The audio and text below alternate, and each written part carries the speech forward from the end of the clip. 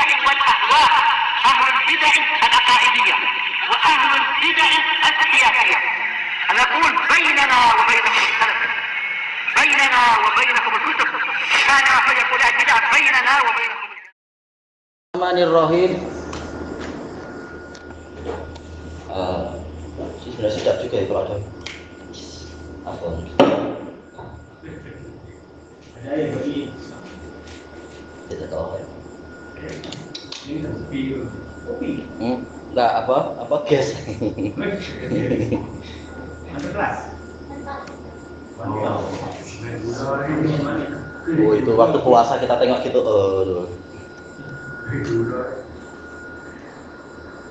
Kita mana? Qala al-Imamul Bukhari rahimahullah. Al-babus sabi' al-madmadatu wal istinsyaku fil janabah. Bab yang ketujuh yaitu berkumur-kumur dan menghirup air di dalam mandi janabah. Yang diinginkan oleh Imam Bukhari di sini adalah pembahasan apakah kedua-duanya itu wajib ataukah kedua-duanya mustahab dalam mandi janabah. Nah, ini pembahasannya sangat panjang. Adapun Al-Hafidz Ibnu Hajar dalam Fathul Bari beliau merajihkan bahwasanya dohir dari fiilnya Imam Bukhari adalah mustahab. Buktinya apa? Di bab-bab sebelumnya dan beberapa bab setelahnya Imam Bukhari seakan-akan mengisyaratkan sudah cukup di dalam mandi janabah itu mengguyurkan air 3 kali atau apa istiab, intinya seluruh badan kena, itu sudah cukup. Berarti madmadah dan istinsyak itu tidak wajib. Nah itu yang dirajihkan oleh Imam Bukhari dohirnya, kata Al-Hafidz Ibnu Hajar. Tapi yang sebenarnya bagaimana, insya Allah akan kita bahas di sela-sela pembahasan hadis ini.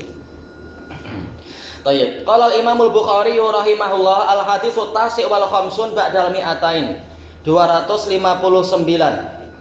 Haddatsana Umar bin Hafs bin Ghiyath qala haddatsana Abi qala haddatsana al-A'mash qala haddatsani Salim an Quraib an Ibni Abbas. Nah, sanad ini terulang-ulang kan? Memang lama-lama boleh hafal banyak kita insyaallah rawi-rawi itu. Urut-urutannya begini.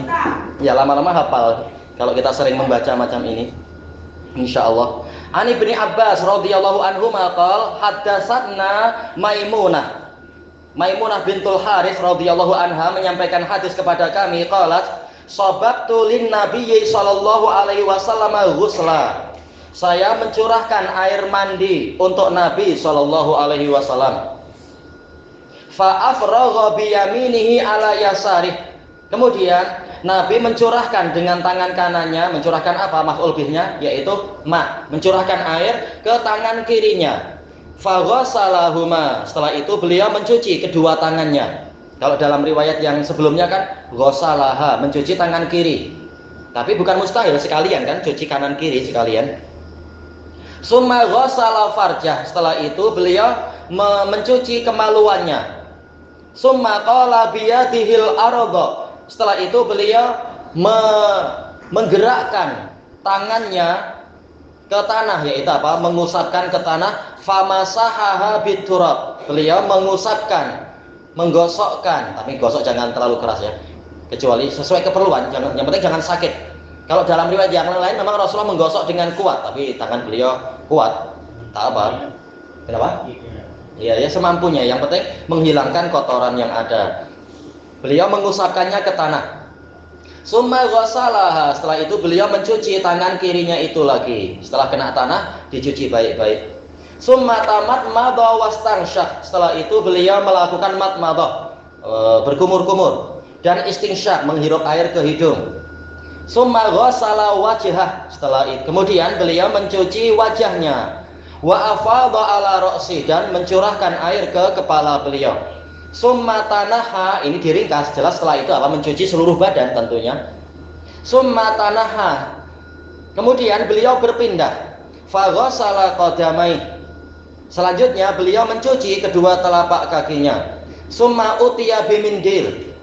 Setelah itu beliau didatangi dengan sapu tangan. Ini mindil memang sapu tangan, tapi apa? Tentunya sesuai kemampuan. Kalau ada toala, alhamdulillah lebih besar lagi.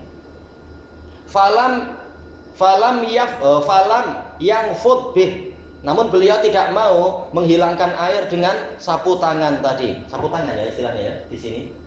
Yang tuala lah. Tuala tapi yang kecil, mindil. Tuala. Dia panggilannya apa? Togel. Kalau sapu tangan panggilannya apa? Tetap tuala juga, walaupun kecil. Intinya untuk membersihkan tangan habis makan itu adalah mindil. Nah itu dipanggil tuala juga. Sapu tangan, handkerchief ya, sapu tangan. Kalau pakai tisu boleh tak? Tak masalah, tapi habis berapa nanti bungkus badan? Tisu gulung tu, tisu gulung. Wah itu baik. Boleh tak? Nanti orang kedua peninggal habis. Gulung. Cuma apa? Ternyata Nabi tidak mau memakainya. Nah, ini ada pembahasan panjang. Nah, di sini Imam Bukhari meriwayatkan dari salah satu gurunya yaitu Umar bin Hafs bin Ghiyas. Beliau ini adalah Abu Hafs. Jadi kunyahnya mengambil penghormatan untuk ayahnya. Ayahnya kan Hafs. Nah, Abu Hafs Umar bin Hafs bin Ghiyas Al-Kufi Siqah. Rawi Bukhari Muslim, rijal Bukhari Muslim. Qal haddatsana abi, ayahnya adalah qadhi di Basrah. Walaupun kemudian dibuang beliau rahimahullah. Yaitu apa? Hafs bin Ghiyas bin Talik Al-Kufi. Beliau siqatun sabtun min asbatin nas fil A'mash, termasuk murid terbaiknya A'mash. Kalau bukan semalam ya. Yang sebelum-sebelumnya kita melewati apa? Yaitu Abdul Wahid bin Ziyad. Termasuk salah satu dari murid terbaiknya A'mash juga. Ini juga sama. Hafs bin Ghiyas. Beliau kunyahnya diambil dari nama anaknya yaitu Abu Umar. Dan ini adalah temannya Imam Ahmad, yaitu siapa? Hafs bin Ghiyas, beliau qadhi. Cuma apa, di masa itu memang idealisme sangat tinggi. Orang-orang yang mendekatkan diri kepada pemerintahan akan dijauhi. Karena apa? Dicurigai ini boleh jadi apa? Mencari dunia dengan memakai agama. Apalagi pada waktu itu hafalan sangat diutamakan. Makanya mereka khawatir kalau orang ini menjadi qadhi nanti hafalannya akan melemah dan sebagainya. Dan beliau menangis tatkala beliau diberitahu beliau dijauhi oleh para muhaddisin yang lain. Beliau mengatakan, teman-teman saya bersikap baik, memang mestinya gitu. Tapi saya punya udzur, saya punya anak istri yang banyak dan saya tidak punya duit. Tatkala saya dipilih jadi qadhi saya terima. Tapi saya berjanji bahwasanya saya akan bersikap adil. Dan memang beliau termasuk qadhi terbaik di zaman itu, selalu adil. Cuma biasa, qadhi yang ikut SOP memang jadi masalah. Yang terlalu jujur ini dibuang. Ya. Dan itu disebutkan, kalau tak salah Anda dapatkan dulu, Anda baca sudah lama di dalam Syiar Alamin Nubala. Beliau pernah menghadapi kejahatan, tapi masalahnya yang menjadi orang besar, yang menjadi backingnya adalah permaisuri. Ya, ini masalah besar. Istri raja justru yang menjadi backing kejahatan itu. Sementara rajanya tahu ini adalah qadhi yang baik, makanya qadhinya selalu dibela. Tapi si istri mengatakan buang aja lah dia terlalu jujur. Yang jujur malah masuk lokap. Akhirnya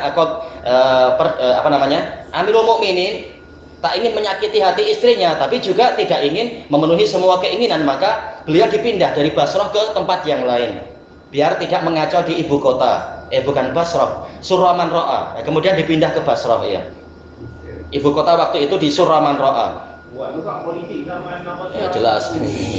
Di mana-mana politik kalau tidak ikut Khulafaur Rasyidin ya memang begitu. Orang yang jujur malah apa? Disalahkan. Karena yang atas juga ikut-ikutan makan masalahnya. Iya. Nah, kita ikut SOP, ikut dalil malah disalah-salahkan. Oh iya. Masya Allah ya, hari-hari ini pembahasannya masalah itu lagi ya, SOP. Kalau ditaati malah banyak yang tak suka. Padahal beliau ini qadhi yang sangat hebat, sangat jujur, dan tetap beliau hafalannya hebat beliau. Ini karena memang tidak berusaha mencari kekuasaan, tapi karena terpaksa saja. Dan tetap beliau muhadits yang bagus. Baik. Qal haddatsanal A'mash. Al-A'mash menyampaikan hadis kepada kami. A'mash ma'ruf, cerita tentang beliau banyak sekali. Beliau adalah Abu Muhammad Al-Hilali Al-Kufi, Sulaiman bin Mihran, imam di dalam 4 perkara, mengalahkan orang-orang sezaman beliau di dalam 4 perkara, dalam masalah kesabaran terhadap kefakiran, dalam masalah qiraah, dalam masalah hafalan, dan dalam masalah ibadah. Beliau memang nomor 1 di zamannya. Tapi memang apa? Beliau sangat keras kepada murid-muridnya, maka murid tidak boleh membuat kebisingan. Disebutkan di sebagian literatur itu tatkala beliau tua, beliau buta, dan beliau mengingatkan tidak boleh ada suara apapun dalam majelis ilmu. Pernah ada ada orang menulis, ada entah bagaimana mungkin di masa itu kertasnya agak bising, akhirnya beliau belah, tak mau ngajar di hari itu. Ada juga dalam peristiwa yang lain beliau beliau suka di majelis itu, namanya mungkin ada gelema atau meludah ke kiri, mungkin rumahnya kan memang rumah sederhana dari tanah. Ada murid baru, karena muridnya ribuan, muridnya baru lihat di sebelah kiri kosong. Dia duduk di situ. Wah, akhirnya kena ludah dari gurunya. Dia mau protes, semua suruh diam. Karena kalau sampai dia bicara, gurunya akan belah. Ya sudah, terpaksa diam walaupun ya kena berkah. Ya. Ya, yang ini tadi murid beliau, siapa tadi? Hafiz bin Ghiyas. Ini termasuk murid yang disayang. Pernah Hafiz bin Ghiyas dipesan oleh gurunya, besok kamu datang lebih awal. Nanti aku beri hadis-hadis yang khusus dan aku akan beri engkau minuman yang sedap, makanan sedap. Tapi awas, jangan bawa orang yang menyusahkan. Sudah, beliau siap karena ini murid bagus. Akhirnya pagi-pagi beliau keluar. Masalahnya muhadis zaman itu memang sangat rajin. Beliau sudah dicegat oleh murid yang lain. Abdullah bin Idris termasuk sikoh, hebat. Nah, beliau tanya, engkau mau kemana? Oh, saya mau ke A'mas, pagi-pagi, belum waktunya. Ditanya, untuk apa? Oh, beliau menjanjikan, namanya muhadis jujur. Beliau menjanjikan mau kasih hadis yang khusus dan kasih makanan sedap. Saya ikutlah. Nah, bolehlah. Akhirnya ya sudah, ternyata A'mas mengintip dari balik pintu. Maka A'mas mengatakan, saya sudah cakap, jangan membawa orang yang menyusahkan. Murid yang ini walaupun hebat menyusahkan saya. Ya sudah, saya tak jadi engkau beli hadis dan saya tidak jadi engkau memberi engkau makanan sedap. Ya sudah, tak jadi apa-apa. Ini sekitar contoh. A'mas memang karakternya begitu, tapi orang baik beliau. Ini cerita antara beliau dengan Hafiz bin Ghiyas. Mungkin anak-anak murid banyak yang tak disiplin itu yang tidak tahan. Nah, makanya beliau sampai memelihara anjing. Tak tahan. Tapi anjingnya di luar. Karena ada murid yang karena saking rajinnya dan tidak ingin A'mas mati duluan, mereka masuk tanpa waktu, sudah langsung duduk sebelum, karena kalau agak lambat sedikit langsung terlempar di belakang, nanti murid kan ribuan. Mereka datang sebelum waktunya. A'mas tak suka nanti mengganggu urusan beliau dalam rumah. Akhirnya beliau pelihara anjing. Yang berani berarti hebat, yang tak berani memang akan datang belakangan. Nah, tatkala anjingnya mati, ya beliau sedih. Beliau mengatakan telah mati yang melakukan amar ma'ruf nahi mungkar. Aneh-aneh A'mas tuh. Niatnya baik. Mungkin penuntut itu melampaui batas lah itu. Iya. Semua daripada Arab Badawi. Memang murid lain-lain dari berbagai negara lain-lain. Tunjuk perangai aduh. Iya. Pening. Ada yang pakai Ada yang pakai kekuasaan dari penguasa, pakai surat sakti. Tapi A'mas tak suka dengan surat sakti. Begitu ada surat sakti langsung dia panggil panggil kambingnya betina, suruh datang. Setelah itu surat dari gubernur dikasihkan ke kambingnya, dimakan oleh kambingnya. Di Indonesia disebut surat wahyu. Surat wahyu. Itu ya. Iya. Nah, ternyata A'mas tak kisah dengan yang macam itu, tak peduli mau surat sakti atau tidak, jam daras baru daras. Kita lanjutkan, qal haddatsani Salim. Ini yang telah kita lewati kemarin tuh, Salim bin Abil Ja'd, Salim bin Rafi' Al-Kufi, Sikoh, kasirul hadis. An Quraib juga telah kita lewati. Memang lama-lama kita hafal ini insyaallah. Quraib Abu Rushdin, Quraib bin Abi Muslim Al-Madani. Tayyib, Sikoh, kasirul hadis, faqih. An Ibni Abbas, Abdul Abbas Abdullah ibnu Abbas bin Abdul Muttalib. Tayyib. Al-Muttalibi berarti ya. Al-Hashimi. Qal haddatsatna Maimunah bintul Haris yang dinikahi Nabi paling akhir pada waktu tahun 7 Hijriah itu, 1 tahun setelah Fathu Hudaibiyah. Umur Maimunah berapa? Apa itu? Umur Maimunah. Itu yang tak tahu. Beliau janda tapi tak tahu masalah usianya waktu itu. Haddatsana Abi itu ada. Tadi itu. Haddatsana Umar bin Hafiz bin Ghiyas qala haddatsana Abi.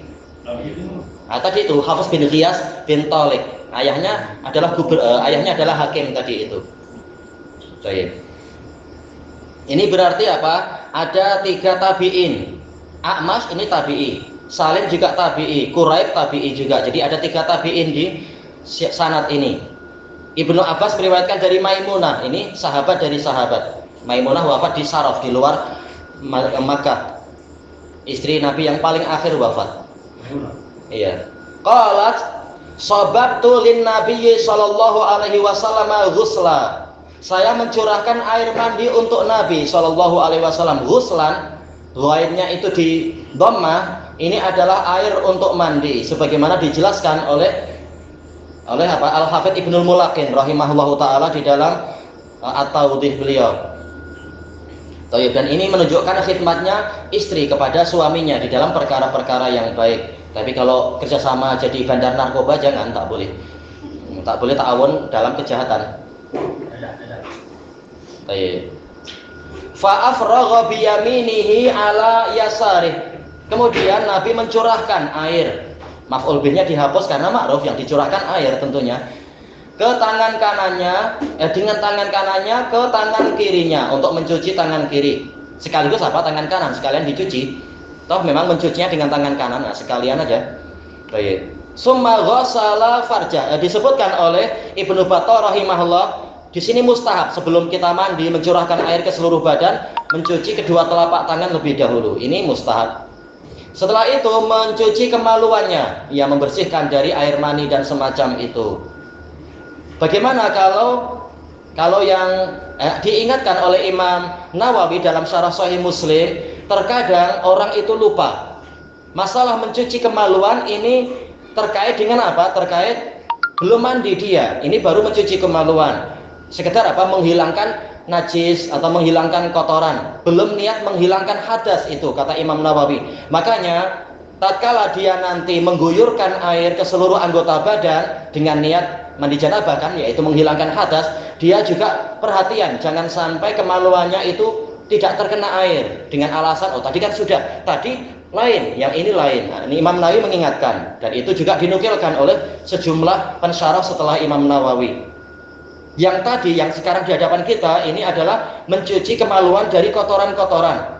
Sementara nanti waktu mandi itu adalah menghilangkan hadas, maka jangan sampai kemaluannya lupa tercuci. Demikian pula duburnya, jangan sampai lupa. Bukan berarti tangan masuk jauh-jauh, tapi intinya air memang mengenai semuanya.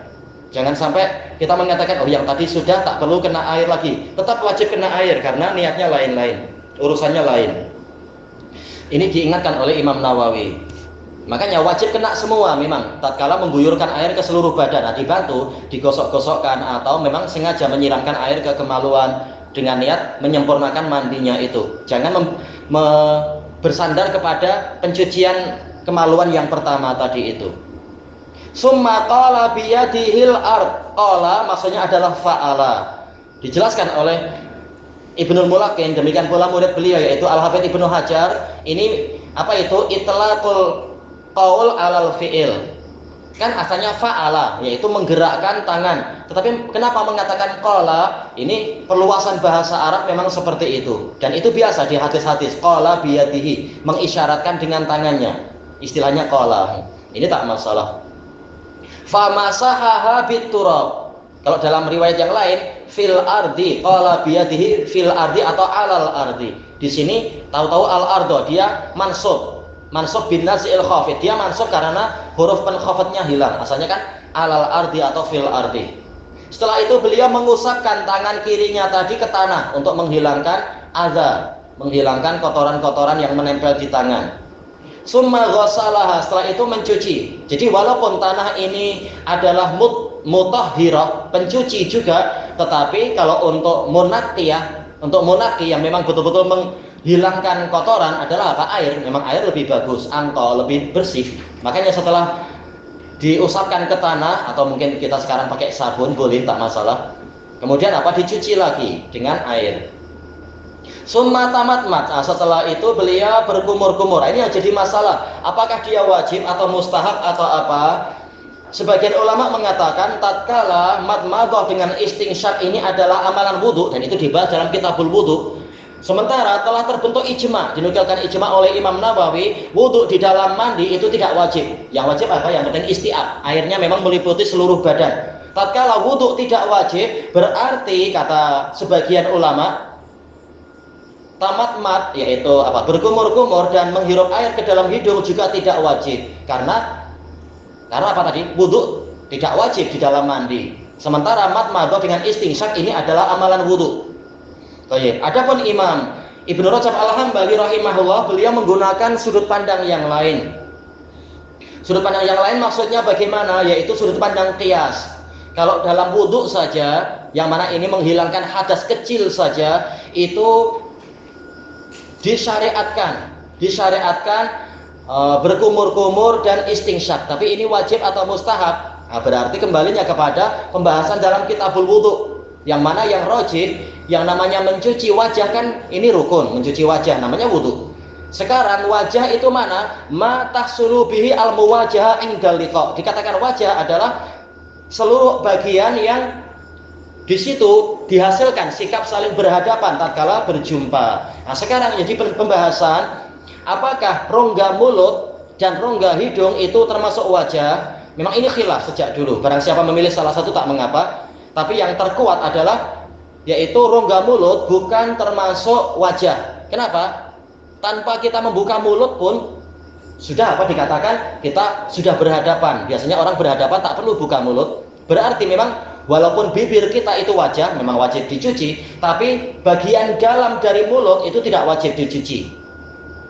Tetapi lain dengan masalah rongga hidung, karena kalau kita berhadapan dengan orang, rongga hidung kita tak tertutup. Jadi rongga hidung juga bagian dari wajah. Makanya istingsyak itu wajib. Walaupun memang ini khilaf besar sejak dahulu. Lebih selamatnya memang untuk berkumur-kumur ini tidak wajib, yaitu mustahab. Tetapi untuk menghirup air ke hidung ini wajib. Nah, sekarang apabila itulah yang terjadi di dalam masalah wudhu, bahwasanya kumur-kumur mustahab sementara menghirup air itu wajib, maka lebih utama lagi di dalam masalah mandi, yang mana mandi ini menghilangkan hadas besar, wajib semuanya kena. Berarti istingsyak lebih layak lagi untuk hukumnya juga wajib di dalam mandi.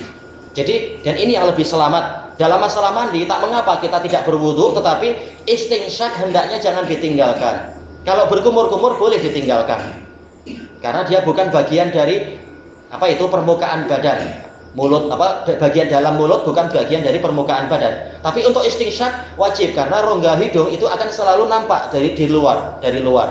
Ini lebih selamat. Cuma istingsyak itu boleh tanpa Tak perlu dihirup kuat-kuat. Baik, makanya yang rajih Nabi mengatakan dalam hadis Muhajir bin Gunfud, hadisnya sahih, wa balik fil istingsyak illa antakuna shaima. Bersungguh-sungguhlah engkau dalam istingsyak kecuali apabila engkau puasa. Jadi istingsyaknya wajib, namun bersungguh-sungguhnya tidak sampai wajib, mustahab saja. Yang wajib adalah istingsyaknya itu sendiri, sebagaimana telah kita lewati di dalam kitabul wudhu pembahasan ini. Jadi kesimpulannya dalam masalah mandi yang rajih, menghirup air ke hidung itu wajib. Tetapi berkumur-kumur mustahab.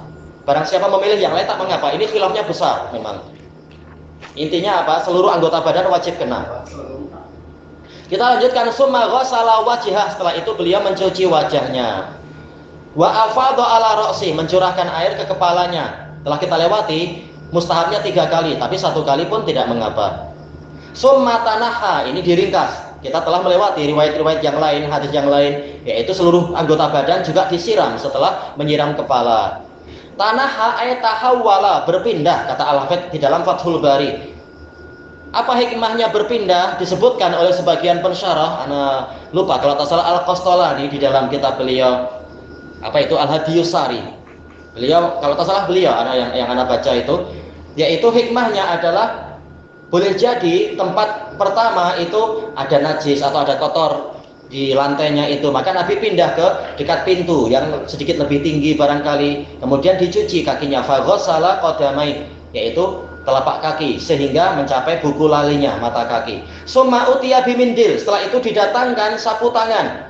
Falam yang biha, ternyata beliau tidak mau menggunakan gimana ini? Padahal mindil ini adalah mudzakkar, tapi kenapa biha? Maksudnya adalah bi al-khirqah, karena dalam riwayat yang lain utiya bi khirqah, yaitu secarik kain.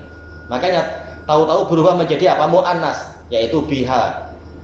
Baik, lalu apa hukumnya memakai towala, memakai towel itu, memakai kalau Indonesia bilang handuk Indonesia, untuk menghilangkan air di badan setelah mandi janabah? Ini khilaf.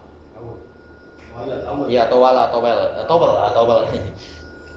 Sebagian mengatakan mustahab, karena tujuannya lil inqa, untuk betul-betul membersihkan badan. Tayyib, apalagi di masa yang dingin. Ini tentunya apa bahaya kalau kita berlama-lama dengan badan yang basah, terutama wanita mungkin yang rambutnya itu banyak. Ini kalau air terlalu lama berkepam ini membahayakan, sakit kepala mungkin atau apa. Ini mustahab, sebagian mengatakan mustahab, sebagian mengatakan yaitu ini adalah mubah, terserah mau begitu atau tidak mau, tak masalah. Dan ini yang lebih dekat. Tayyib. Yang lain mengatakan makruh, buktinya Nabi tidak melakukan. Tayyib. Dan tak ada yang mengatakan haram. Yang mengatakan makruh sebabnya apa? Yaitu pertama Nabi tidak melakukan. Yang kedua ini amalan mutrafin, amalan orang yang bermewah-mewah, suka pakai tualan. Tapi yang rajih adalah mubah. Buktinya apa? Dijelaskan oleh sebagian ulama, Nabi membiarkan Maimunah memiliki tuala. Kalau ini makruh, nih saya dilarang. Oh jangan, ini perbuatan orang mutrafin. Ternyata Nabi membiarkan, yaitu apa? Maimunah memiliki tuala. Takkan dibiarkan tapi tidak dipakai. Jelas untuk dipakai. Hanya saja boleh jadi Nabi tidak memakai karena apa? Memilih memberikan contoh lebih tawadhu agar lebih nampak sebagai orang yang sederhana, tidak bermewah-mewah. Kemungkinan begitu. Yang lain mengatakan kemungkinan Nabi ingin berlama-lama dengan air. Mungkin apa? Musimnya musim panas. Jelas apa? Kita lebih suka air lebih lama ada di badan. Apalagi di Madinah. Madinah itu kalau musim panas itu air cepat kering di badan. Makanya sering orang lebih suka mandi. Bahkan sebelum tidur dia akan mandi itu. Mandi kemudian tanpa pakai tuala langsung tidur. Agar badan tetap sejuk. Karena sebentar lagi memang akan kering. Nah, boleh jadi di masa itu keadaannya seperti itu. Maimunah memberikan toala tapi Nabi tidak memakai karena ingin air berlama-lama di badan beliau. Dan ini telah dinukilkan oleh Imam Ibnul Mundhir, sejumlah sahabat memakai toala. Jadi ini tidak sampai haram, tidak sampai makruh, tapi mubah, terserah mau pakai mau tak pakai tidak masalah. Baik, ilahuna wallahu a'lam. Subhanakallahumma wa bihamdika la ilaha illa anta astaghfiruka wa atubu ilaik. Walhamdulillahirabbil alamin. Jazakumullahu khairan.